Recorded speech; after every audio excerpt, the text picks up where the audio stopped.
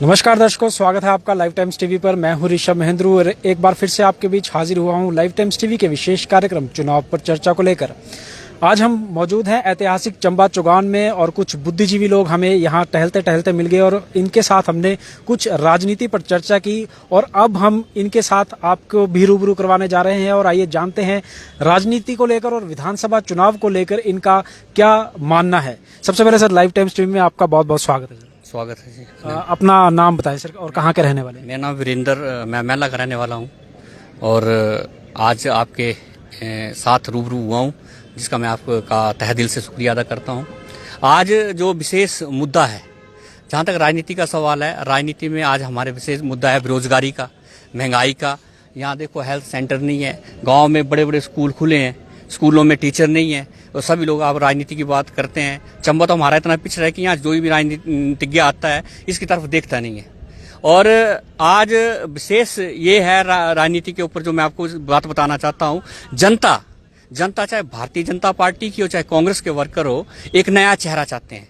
अगर पार्टी में परिवारवाद और एक तरफा परिवारवाद को टिकट मिला तो उसका जनता पुनर्जोत विरोध करने के लिए तैयार है। और हम ये चाहते हैं, चाहे भरमौर विधानसभा क्षेत्र है चाहे चंबा विधानसभा का क्षेत्र है, नया चेहरा यहाँ आने चाहिए। और ये देखो मेडिकल कॉलेज हमारे यहाँ खुला है और मेडिकल कॉलेज खुलने के बावजूद जो है यहाँ तुरंत रेफर कर दिए जाते हैं टांडा को, कोई चंडीगढ़ को, कोई शिमला को। तो मुझे नहीं लगता कि कोई ऐसा राजनीतिज्ञ है जो चंबा के बारे में सोच रहा है। मेडिकल कॉलेज खुला है ना, कांग्रेस की देन है, ठीक है, लेकिन ये बार बार बीजेपी वाले आते हैं, बोलते हैं कि भाई हमने ये किया है, हमने वो किया है। यहाँ तो मेन मतलब आदमी नहीं है जो इस मुद्दे को उठा सके, है ना। और ये जितना भी मतलब ये ताना बाना बूढ़ा सब अपनी देखते हैं कि भाई हम जीत जाए, हमारी जय जयकार हो। जय जयकार तो सर तब होती है कि आशीर्वाद हो रहा है। आज आप चले जाओ लिंडी, मैंने पढ़ा था लिंडी बेई के स्कूल है, वहाँ टीचर ही नहीं है, 82-83 लोग वहाँ बच्चे पढ़ रहे हैं। थोड़ा सा हमारी गाँव की तरफ भी देखो, हमारी गांव की तरफ भी देखो, जहां एजुकेशन का स्तर इतना गिर गया है कि बच्चे को पढ़ने का उनको क भी नहीं आता सर, वो क्या मतलब एजुकेशन करेंगे। तो इस करके मैं आपके लाइव टीवी के माध्यम से मैं आपका धन्यवाद करता हूं जो आपने हमें पूछा और हमने इसका जवाब दिया। लेकिन जहां तक राजनीति की चर्चा की बात है, चाहे भरमौर विधानसभा की बात है, चाहे पांगी विधानसभा की बात है, तो हम तो नया चेहरा चाहते हैं सर। नया चेहरा जिसको भी टिकट देता हम उसका समर्थन करेंगे, पुराने चेहरे को किसी भी उसका हम समर्थन नहीं करेंगे, सीधी सी बात है। और आप कल हाल ही में सर कैबिनेट की बैठक हुई है और मसरूंड में एक और महाविद्यालय खोलने की घोषणा कर दी गई है। इस घोषणा को किस प्रकार से देखते हैं सर? सर ऐसा है, ये सभी राजनीतिक स्टंट होते हैं। आप इलेक्शन टाइम आपको यहाँ याद आ रही है, वो कब कॉलेज बनेगा। यहाँ लोकल कॉलेजों में आप तेलका देखो, तेलका में अध्यापक नहीं है, तीसरा में अध्यापक नहीं है, भरमौर में अध्यापक नहीं है, लील में अध्यापक नहीं है। तो कॉलेज खोलने का क्या है, आप जहां मर्जी खोल दो, 1-1 किलोमीटर के कॉलेज खोलने से कुछ नहीं होता, लेकिन वहां स्टाफ पूरा होना चाहिए ताकि बच्चों को प्रॉपर एजुकेशन मिले। आम आदमी पार्टी भी कहीं ना कहीं अब सियासी जमीन तलाशने का प्रयास कर रही है। अमूमन वैसे अभी तक ट्रेंड रहा है हिमाचल प्रदेश का, एक बार भाजपा एक बार कांग्रेस, लेकिन इस बार आम आदमी पार्टी खुद मौका मांग रही है। इसको किस प्रकार से देखते हैं सर? ऐसा है सर कि आम आदमी पार्टी में ऐसा कोई चेहरा ही नहीं है हिमाचल में जो लोग उनको देख के वोट दें। लेकिन उनका कहना है कि कहीं ना कहीं दोनों पार्टियों के बड़े नेता उनके संपर्क में है, तो क्या किस प्रकार से? अगर संपर्क में तो उनका खुलासा करना चाहिए ताकि दोनों पार्टी को पता लगे कि भाई कौन सा जाने वाला कौन सा आने वाला है। बोलने को तो हम भी बोल देते हैं कि हमारे साथ मुख्यमंत्री जी संपर्क में है, हमारे साथ बाली जी के लड़के संपर्क में है। बोलने से नहीं होता, आप उनको आगे लाओ जो चेहरे हैं, तो जनता भी तब देखेगी जब आप चेहरे को आगे लाएंगे। बोलने से क्या, कौन संपर्क में कौन सा, वो तो टिकट का आवंटन होगा, टिकट का आवंटन जिनको नहीं मिलेगा वो आ जाएंगे, वो आम आदमी पार्टी में खड़े जाओगे। तो इनसे बोलने से नहीं होता सर, करने से होता है जो भी बात है। भाजपा के नेताओं का दावा है कि इस बार रिवाज बदलेगा और इस बार भाजपा रिपीट करेगी। आपको क्या लगता है कि इस बार क्या वो रिवाज बदलेगा या फिर वही जो ट्रेंड चलता आ रहा है भाजपा के बाद अब कांग्रेस की बारी है? सर वो तो वैसे ही है, क्योंकि ये जनता को लड़ाते हैं। आपने अभी देखा होगा कि सरकड़ोस में दोनों इकट्ठे चाय पी रहे थे, है ना। तो मैं नाम नहीं लेना चाहता, मैं आपको सीधे सीधे बताता हूँ कि ये कुछ नहीं है, ये इनका आपस में होता है जो भी होता है, ठीक है। लेकिन जो रिवाज बदलने की बात है, तो मैं ये पूछना चाहता हूँ आपने कौन सी ऐसी चीज कर दी जिससे रिवाज बदलेगा। आज आप बेरोजगारी का आंकड़ा देखो, मैं यूपी का देख रहा था अभी कि एक पीएन की पोस्ट के लिए 62 पोस्टें हैं, उसमें कम से कम 99,000 आवेदन आए हैं, ठीक है। तो कहाँ से ये रिवाज बदलने की बात करते हैं? रिवाज तभी बदलते हैं जब आप बेरोजगारों को रोजगार दें। जो लोग हमारे यहाँ बेरोजगार भटक रहे हैं उनको रोजगार करने का कोई अवसर प्रदान करें, तो वो तो है ही नहीं। फिर रोजगार महंगाई देखो आप, हॉस्पिटल की हालात देखो आप। जो लोग रोजमर्रा कहते हैं, गांव के लोग आते हैं बेचारे, वो तो पड़े रहते हैं, उनको तो कोई पूछता भी नहीं है।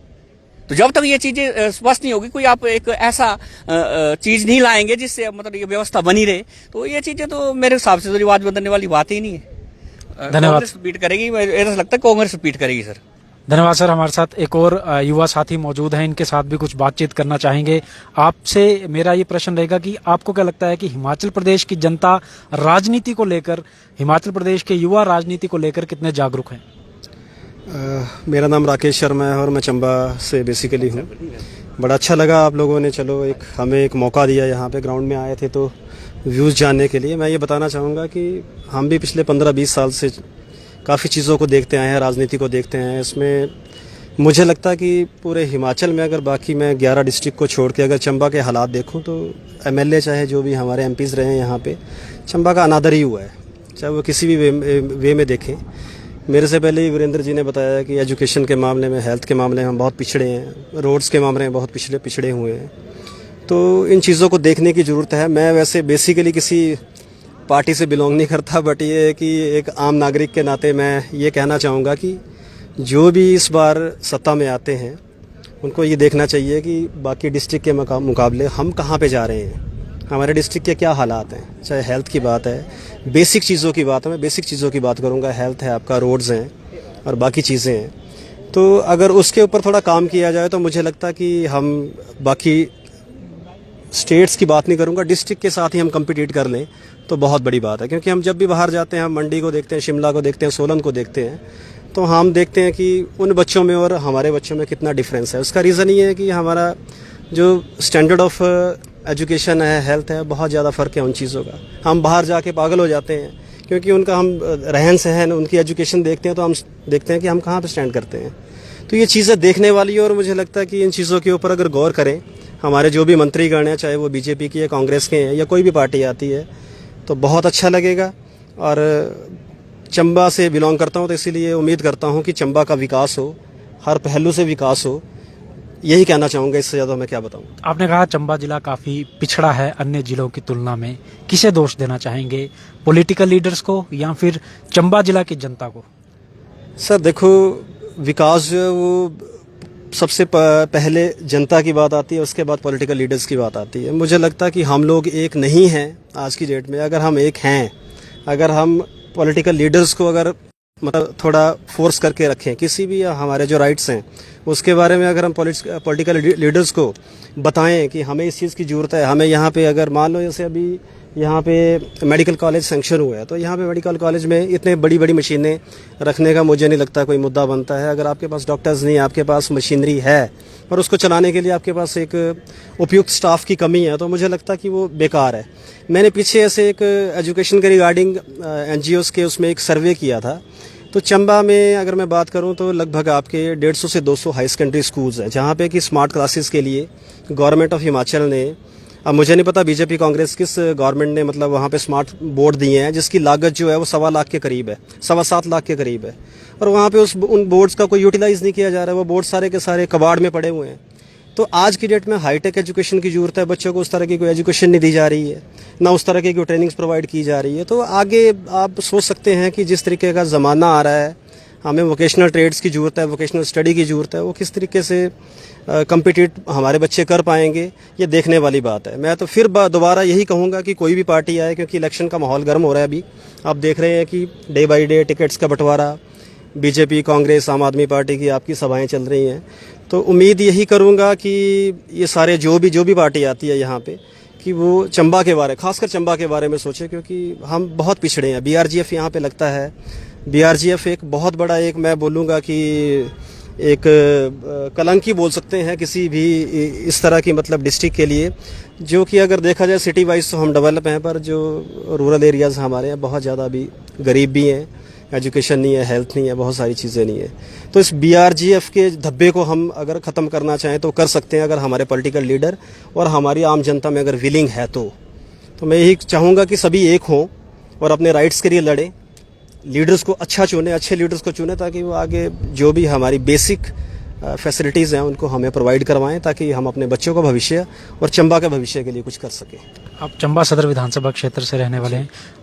चंबा सदर विधानसभा क्षेत्र में बीते 3 टर्म से बीजेपी ने राज किया है।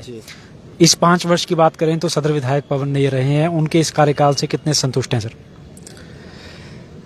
संतुष्ट सर, मैं ये बोलूँगा कि अब हमारा एक्चुअली मैं एनजीओ सेक्टर से बिलोंग करता हूँ। हमारी विजिट रहते हैं, क्योंकि मैं भी डिस्ट्रिक्ट चंबा पूरा घूमता हूँ, पंचायत वाइज भी मेरे विजिट रहते हैं।